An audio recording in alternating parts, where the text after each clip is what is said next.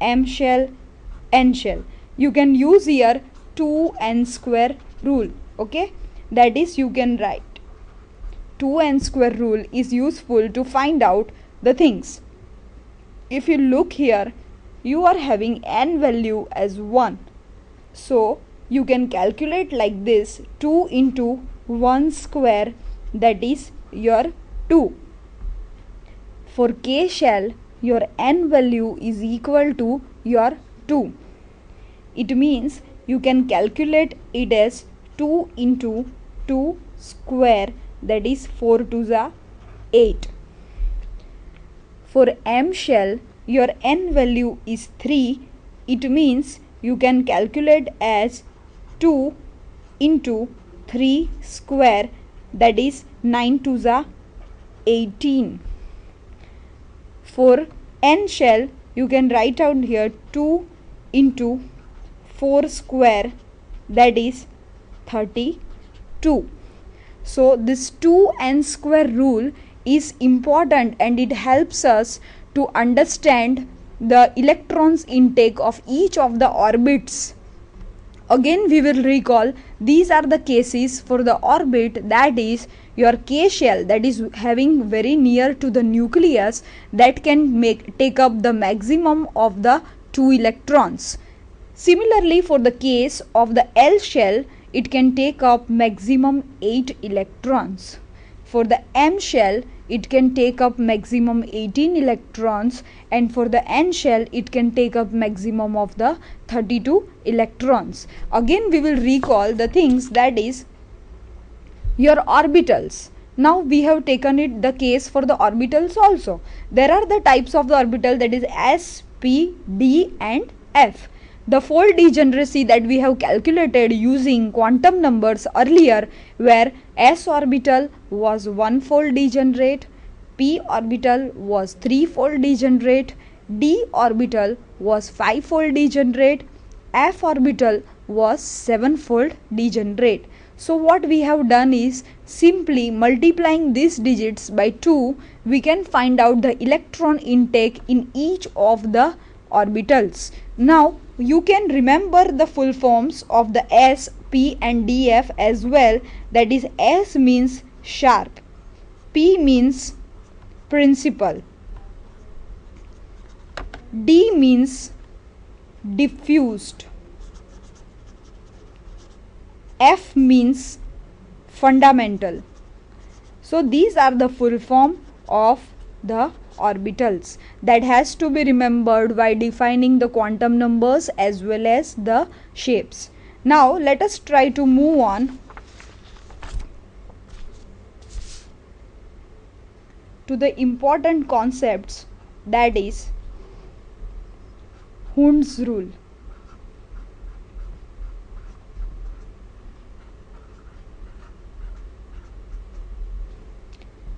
What does Hund's rule says? It says that maximum number of electrons try to remain unpaired while entering into the orbital. Now we can understand the case by taking the examples, that is, you are aware that your oxygen is there, okay, that is your oxygen having as an atomic number of your 8.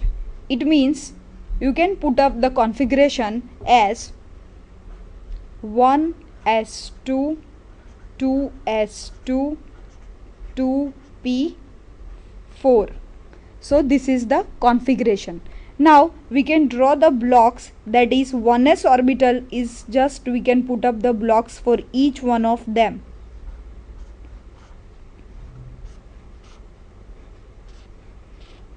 So what happens here? Your s orbital is having 2 electrons, so you will accommodate the 2 electrons with opposite spins. Similarly, your 2s orbital is having the 2 electrons, so we will accommodate like this. Now in case of the p orbital, what happens? It is having the 4 electrons. So first we will draw like this, 1 electron here, 1 here, 1 here. Now what happens? They will try to be unpaired, but the pairing starts when the 4th electron enters into the orbital. So we can write here it like this, okay. Similarly, you can take up the different case, that is for your fluorine. So fluorine case is what? 1s2, 2s2, 2p5. So what happens here in the fluorine, that is, again we will draw the things.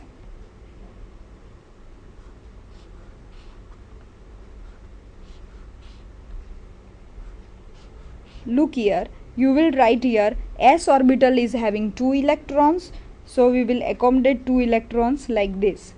2s orbital electrons are accommodated like this. P orbital case, then we will put up 1 electrode as keeping like this.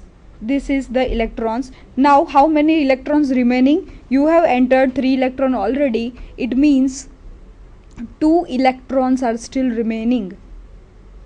You can put it like this and like this. It means 1 electron remains unpaired here and 2 electrons remains unpaired over here. Okay, so this is useful to understand the Hund's rule. Now we will write up the electronic configuration of the 20 elements into the line, and then we will find out how the electrons are accommodated into different orbitals using your off-bow rule. First of all, let us recollect the rule and the capacity of each orbitals. That is, your off-bow rule has given the things, that is 1s less than 2s less than 3s, 1s less than 2s less than 2p less than 3s less than 3p less than 4s. Okay, this is the thing. Now another thing that you are aware is electron intake, that is s orbital can take up 2 electron, p can take up 6 electron, d can take up 10 electron, and f can take up 14 electrons. These are the electrons that each orbital can take up. With the help of using these two concepts, we will put up the configuration of the elements. Let us take the first case, that is hydrogen. Hydrogen is having atomic number 1. So what will be the configuration? Your first thing that you are supposed to take is 1s orbital. That is, you can write here 1s, and there is 1 electron, so we will write 1s1. Second is your helium. Helium is having atomic number of 2. So what we will write configuration? Still 1 electron has entered, still it can take up 2 electrons. So 1 more it can accommodate. So we will write here as 1s2. The third thing, that is lithium. Lithium is having atomic number 3. So what will the configuration? You will write here 1s orbital now cannot accommodate any electron further because its capacity of the 2 electrons here is full. So we have to take up the next orbital, that is 2s orbital. So we can write here 1s2, 2s1. Okay, that is the thing that you have to remember. Now coming to the beryllium. Beryllium have atomic number of the 4. So what happens? Your 2s1 case shows that still 1 more electron can enter into this 2s orbital. You can write here 1s2, then 2s2. So you can check 2 plus 2, 4. So configuration is complete. Next is your boron. Boron is having atomic number of your 5. It means what? Look here, your 1s orbital and 2s orbital are now fully filled. So what is the next orbital that we have to take? That is your 2p orbital. So what we can write here? 1s2, 2s2, and 2p case is your 2p1. Okay, that is the thing. So this shows that now electrons have started entering into your p orbital. Carbon is having atomic number of the 6.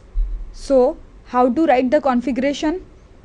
That is 1s2, 2s2, 2p2. It means what? Your p orbital is having the maximum capacity of the 6 electrons. So you can take up p1, p2, p3 cases up to 6 electrons for the rest elements. Once again, try to understand this off-bow principle. The rule was stating to us that 1s orbital is having energy less than 2s, 2s is having energy less than 2p, 2p is having energy less than 3s, 3s is having energy less than 3p, 3p is having energy less than 4s. So what happens? You can here after this understand that your s orbital can take up 2 electrons, your p orbital can take up 6 electrons, your d orbital can take up 10 electrons, and your f orbital can take up 14 electrons.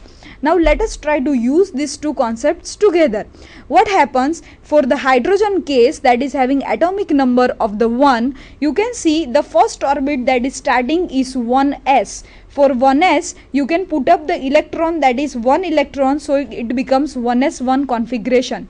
For helium it is 2 electrons, so we can put up 2 electrons, that is 1s2 configuration. For lithium you can put up 3 electrons, so that is 1s2 2s1 configuration. For beryllium you can put up 4 electrons, so you can write here 2s orbital is having 1 electron and still is has a capacity to accommodate one more electron. So you can write here 1s2 and 2s2. Boron, the similar thing, these two orbitals are now fully filled. So we have to proceed to the 2p orbital, and that is why your boron is written as 1s2, 2s2 and 2p1. Carbon having the configuration that is 1s2, 2s2 and 2p2. Similar things you have to continue for the nitrogen. For defining the nitrogen, again nitrogen is having atomic number of the 7. So again try to recollect the rule, that is your 1s orbital less than 2s, less than 2p, less than 3s, less than 3p, less than 4s, less than 3d. This rule one has to remember for calculating any configuration. Now 7 is the number. It means what? We can write here as 1s2, 2s2, then 2p3. 4 plus 3 7 shows that nitrogen configuration is completed. Now moving to the oxygen. Oxygen having the atomic number of the 8, we can write here 1s2, 2s2, 2p4. Then you can write here fluorine having atomic number 9, that shows 1s2, 2s2, 2p5. Neon having atomic number 10 shows 1s2, 2s2, 2p6. That means if you see, all the orbitals of the neon are fully filled, and that is why it is a inert gas, because it have fully filled configuration. So this is, you can see here, fully filled configuration. Now the next element that comes is your sodium. Sodium is having atomic number of 11. So whenever we are writing for sodium, we are supposed to write, you can look here, 1s orbital is fully filled, 2s is fully filled, 2p is fully filled, because 6 electrons are already accommodated here. So what is the next? The next is 3s orbital. So we will write the configuration as 1s2, 2s2, 2p6, then you have 3s1. Okay, so you can calculate 6 plus 4 10, 10 plus 1 11. It means sodium configuration is fully filled. The electron enters into 3s orbital as your 2p orbital is now fully filled. And the another thing that you have to remember is half filled and fully filled configurations are stable one. This thing we have to remember. We will continue writing the configuration of the next series into the next lecture. Thank you so much for being with us.